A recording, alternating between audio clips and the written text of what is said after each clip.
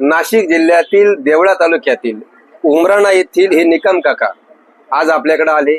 80 दिवसाचा उन्हाळ कांदा झालाय। 2 एकर उन्हाळ कांद्याचा त्यांचा प्लॉट आहे।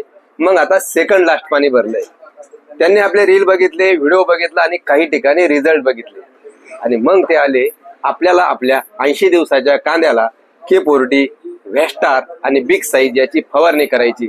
त्या हिशोबाने आपण त्यांना 2 एकरासाठी हे 2 kilo K40, big size 250 ml च्या 2 बॉटल आणि वेस्टार 50 ml च्या 2 बाटल्या या ठिकाणी 400 लिटर पाण्यात एकत्र करून फवारणी करण्यासाठी सांगतोय। ही जी फवारणी आपण घेतोय ही कुठलीही अंधश्रद्धा नाही। कोणीतरी सांगतंय खूप चांगलंय म्हणून आपण मारतोय असंही नाही। ह्यामध्ये असणाऱ्या घटकाचा तुम्हीही बारकाईने अभ्यास करायचा आणि मीही तितक्याच आत्मविश्वासाने तुम्हाला सांगतो का K40 मध्ये उच्च प्रतीचं पोटॅशियम ऑक्साईड आहे, त्याच्यामध्ये मॅग्नेशियम ऑक्साईड आहे, सल्फर आहे, बोरॉन आहे, झिंक आहे, तसेच कांद्याच्या फुगवणीसाठी काम करणारे काही स्टिम्युलंट आहे।